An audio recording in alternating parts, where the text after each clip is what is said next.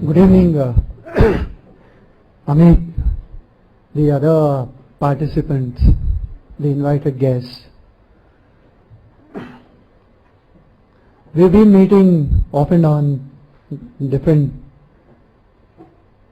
places for and trying to understand each other a little better. Because I say try and understand each other a little better because structurally we belong to the different sides. We being the regulators for management education, and you promoting the management education in terms of the processes. We seem to have 3-4 areas of concern which we've been discussing at several times in different contexts, and I would want to just highlight those concerns and what probably we need to do in future. First is, after having spent almost more than 5 years now in this place as a regulator for technical education, I've realized, albeit on a personal note, that the entire regulatory process, in as much as the other side of the story, the other side of the regulator, both of them need to acknowledge the changing context, the changing environment, and probably reinvent themselves, both. I'm not limiting that to the institutions, but I'm also saying that the regulators need to reinvent the entire paradigm of higher education, not just the management education. Because a lot of changes have been happening both in this country as well as outside this country, and the changes impact, because today the distances don't separate, so therefore the changes that happen anywhere in the world, they impact the rest of the society in a very significant way. Coming back to what we are doing in this country and how I relate to what the changing scenario is. Yes, we have a large system, we have a large number of institutions and so on. We need to acknowledge that. And some of those institutions in that space are doing extremely well. But they're doing extremely well, but then they're sticking to very, very conventional ways of operating. Now, whether that is a model which will sustain them in future is something that we all need to understand and explore the other possibilities that one has. So, we have very fixed curriculum to teach in most of it. There is some experimentation that goes on, there is some value addition that goes on. In spite of that, there are very structured methodologies which we follow, and the certifications that we do, be it through an institution or be it through the university systems, they all follow a very straight pattern. They all follow a straight system. But if you look at the the demand side, where do our graduates go for employment, if you look at that side of the story, a lot has been changing there as well. No longer the industries have the conventional systems in place. A lot of outsourcing has been happening even within the industry. Even the entire HR activities are outsourced in many of the large companies. And the entire process that is within the industry itself is changing. For example, 20 years back, 25 years back, the larger companies, as we know, are not functioning the same way as they used to function then, today. So we need to acknowledge all that, the changing roles, the changing strategies within the organizations and so on. And therefore, coming back, we need to relook at what we are doing within the universities, within our institutions, and how this relates to the changing scene within the industries which absorb our students. What I am saying is, if we stick to the straight methods as a marketing guy, finance guy, or whatever specialization that we do in the management sector, are they really relevant to an industry that we have today, and are they really relevant to an industry which we will probably have in future, or the way they have been changing over a period of time. So today what probably we need are people who have a good understanding of the entire processes that happen within the industry, not just the marketing or the finance or and so on. Most of the systems within the manufacturing side or production side have become highly interdisciplinary, multidisciplinary and so on. And therefore, are we really creating people to fit into that space in our conduct of the programs? Now this is extremely important in the sense that today the qualities that one looks at for in a management graduate who comes after doing probably a BCom or a BSc, and the value proposition that somebody carries who has a professional degree before that and also does a management program, there is a big difference, there is a big gap. And the essential point is, these people, the so-called management graduates, need to understand the downstream activities that happen within the industry and appreciate the change that has been happening there and bring the management principles into operation at that level. It's not pure teaching of the finance principles or the marketing strategies which are going to help probably in future. There are also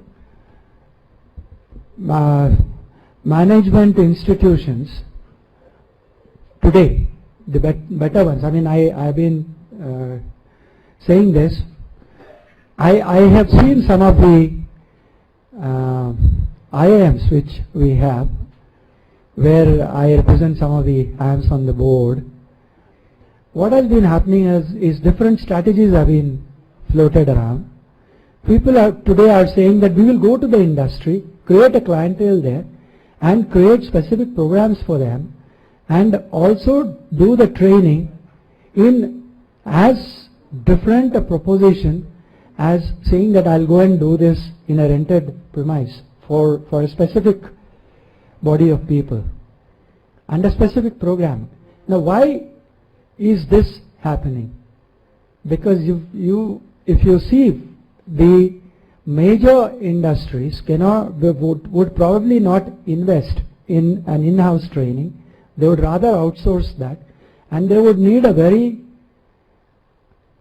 specific program as is applicable to their industry, and they would want the best of the institutions to create programs for that purpose.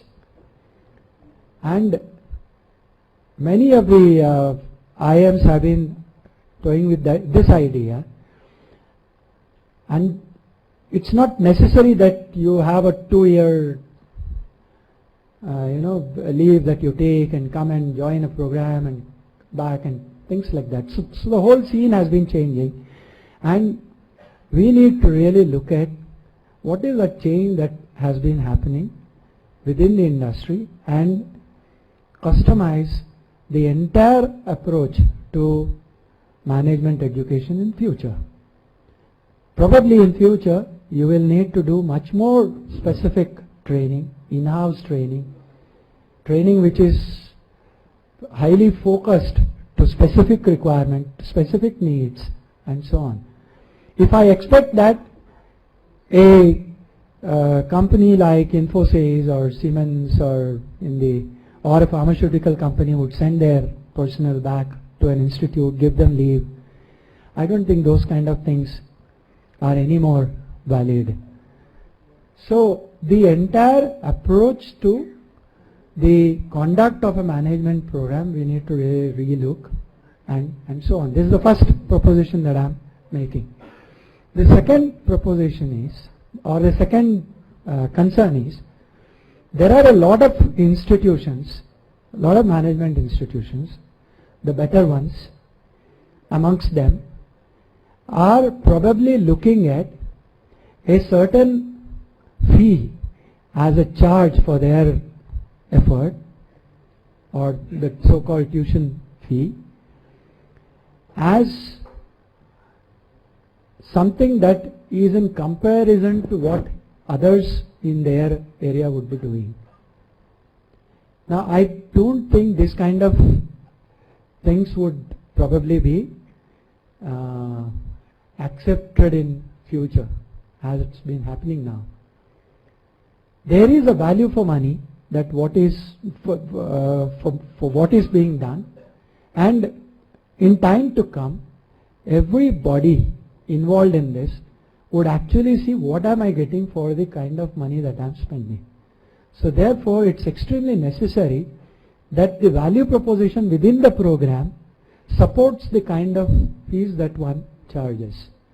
And especially in a country like this, if somebody says that my program costs maybe 15 lakhs or 10 lakhs or 15 lakhs or whatever, increasingly, believe me, increasingly the participants would ask why, and where is the every rupee that goes into as tuition fee is actually reflecting in terms of the total delivery that is taking place. And everybody wants quality institutions to thrive, everybody wants quality education, but quality certainly comes at a price, but we need to really look at what is that rational revenue model that people would accept. It's not saying that IIM X charges so much.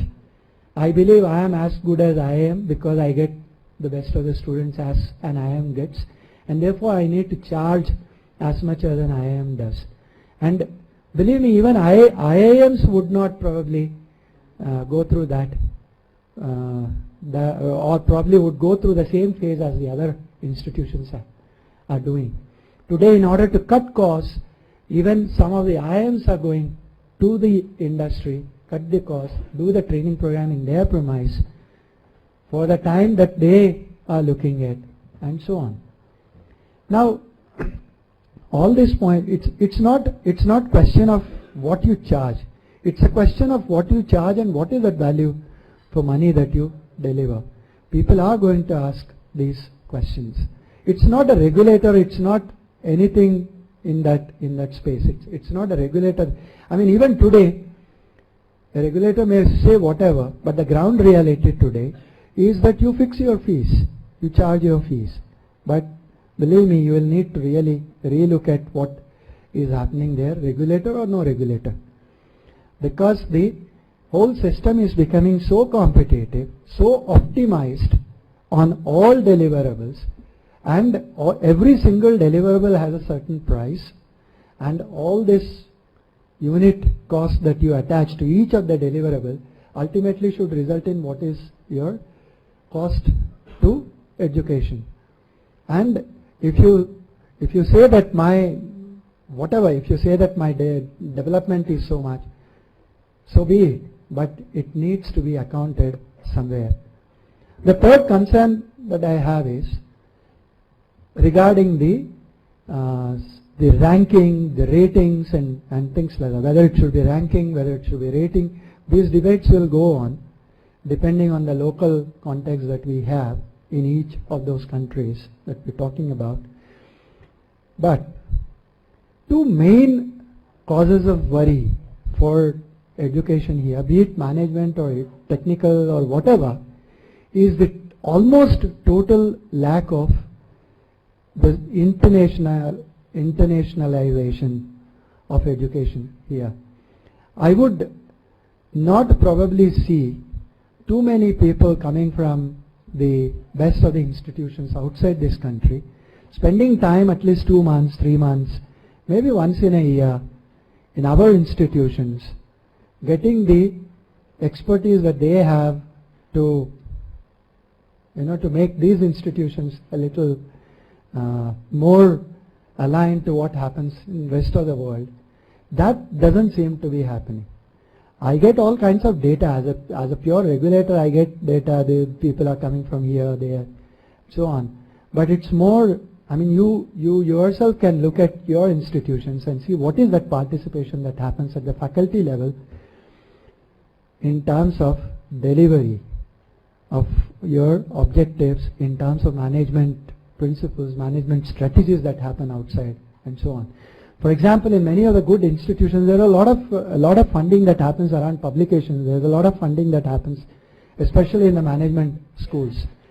But I'll be very surprised if there are institutions which actually do a lot of publishing as an activity within the management schools here.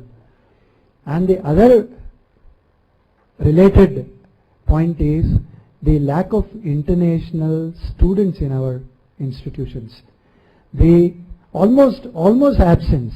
I mean, what it is because of, I wouldn't know. Are the rules bad that the people don't come here, or is the quality so bad that they don't come, or is it so expensive that they don't come? Any one of these could be the reasons. But in order to really promote the best of education, you need to come out of that local syndrome, get that cross-cultural activities going, idea exchange from different places and so on. How can that be done? I don't expect, even if you open up all the avenues, I don't think people from the US would come here and take admission in our colleges. I don't think people from UK would come and do that, except for some very personal reasons. But there's a whole world outside in our own area. There's a whole of Asia which is there, where our institutions are much, much better than many other countries around. Now, that being the case, why is even that internationalization not really happening? As far as we are concerned, we have opened up the system. We have got a regulation in place which says that all seats that remain vacant can be given to foreign students. That's a regulation in place today. And people said the colleges which don't count have vacancies. So what is your regulation going to do anyway in those colleges which don't attract even the local guys?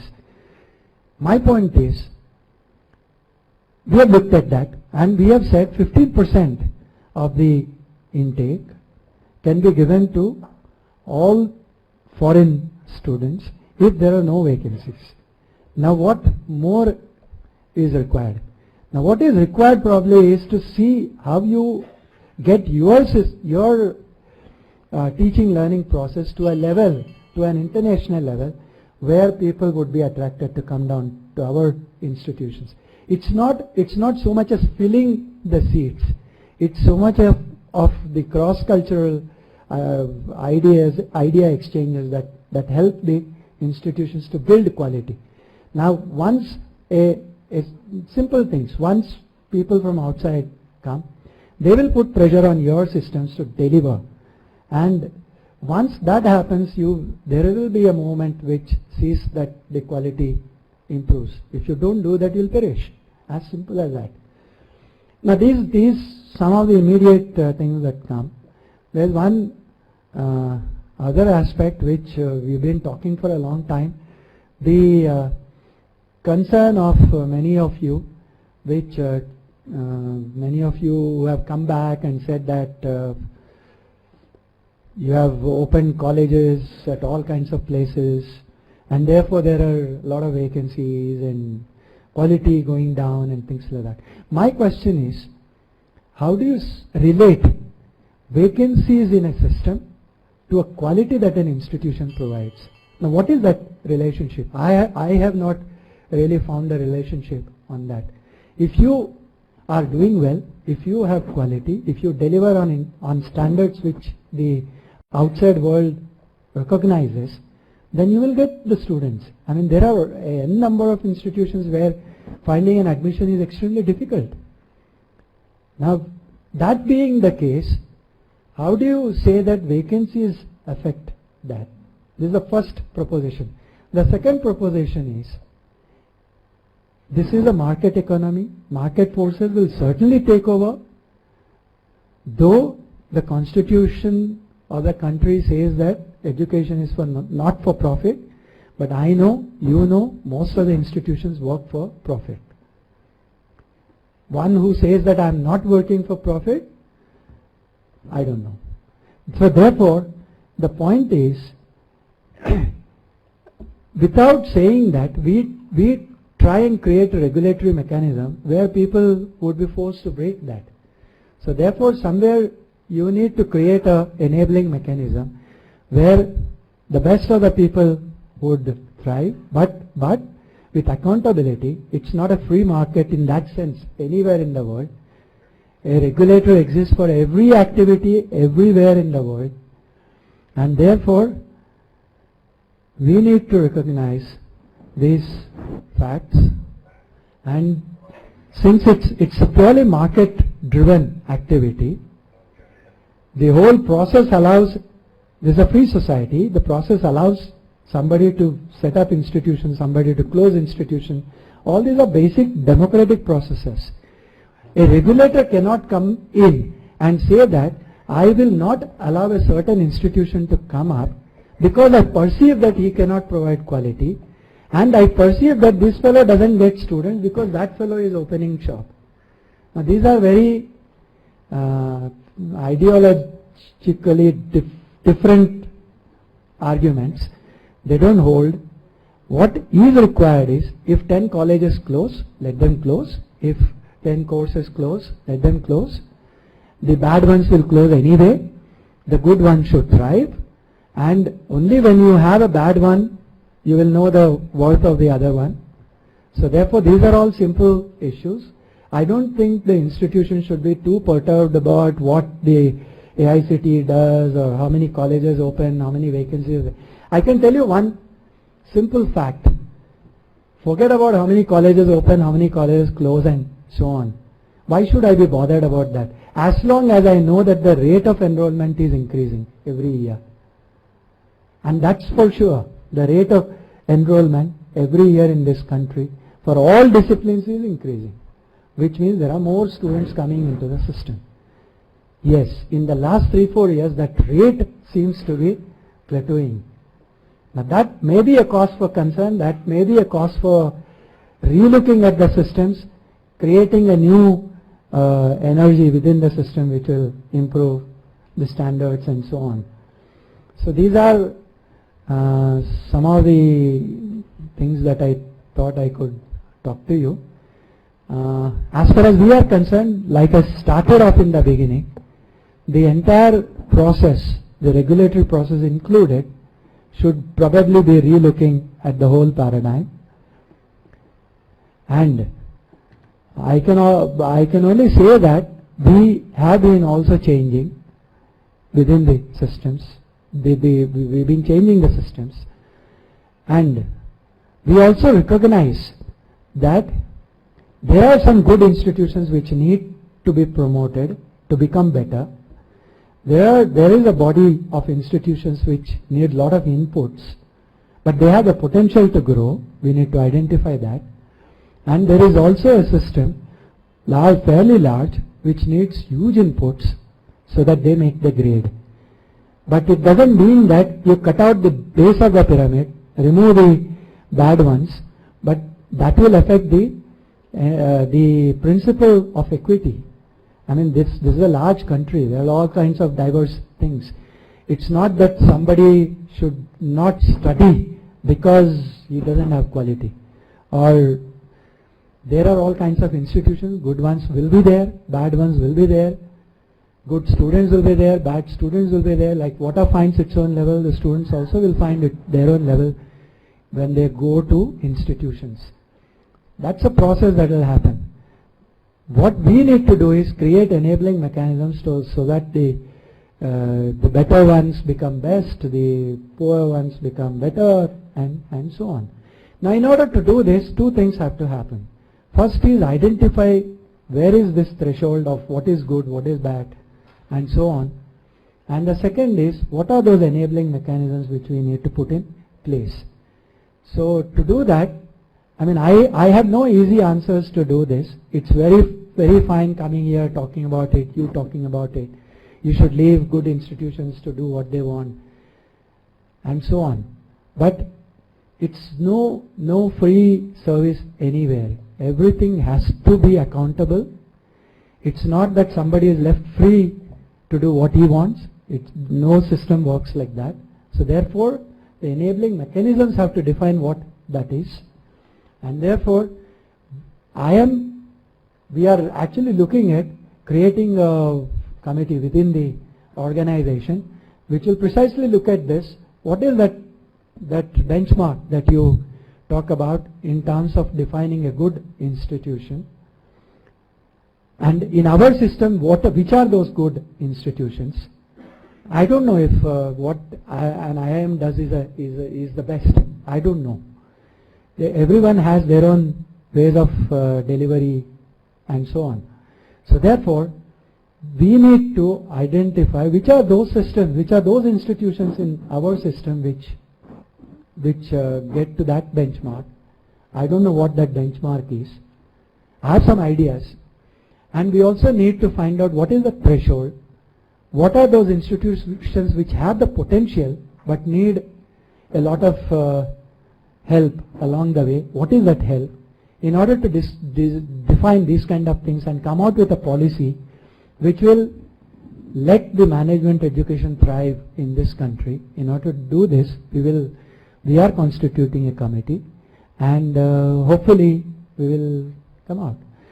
And as management institutions, you need to look at new paradigms, new activities. The skill education is a huge area that is coming up in this country. Half the population of this country will be below 25 years age, which is a huge advantage, and it's a huge disaster if you do not really look at them. And the management institutions have a huge role to play in the sense that management education, I don't believe, is just making a person prepared to work in a certain environment. Management should also move towards creating new job opportunities, towards creating new avenues. And in this country, if I say 1 million engineers pass out every year, today I cannot make a statement that 1 million jobs at that level are available year after year. If that being the case, there is a huge challenge to you, to all the management institutions, to find out what are those areas in this system which will create job opportunities, new job opportunities, new creation of new entrepreneurs, and so on. So that's extremely important. And what are those new connect that you will have with a 90% unorganized sector and a 10% organized sector? All the jobs that we are talking about, be it an Infosys or be it a Siemens or L&T or Godrej, these are all small, very small number, just about 10% of the jobs. 90% of your economy thrives within that unorganized sector, which probably is unheard of in places outside. In Europe, probably what is unorganized sector is a question that people will ask you. So therefore, we need to look at what is that unorganized sector, what are the strategies that management institutions can bring about to reduce that unorganized sector to something that is manageable. A simple thing like there are huge constructions going on around the place, and where does the money come from? Everything is paid in cash. The construction boss would get cash, pay cash in the evening to all the laborers, no accounts, no receipts, nothing. So huge amount of money transactions take place, and that creates parallel economies. It creates the obviously corruption and so on. So what are those strategies which will short circuit this? And that's the way to grow. That will provide new job opportunities, new ways of looking at things, new ways of conducting business, and a win-win probably for everybody if we manage to do all that. Thank you.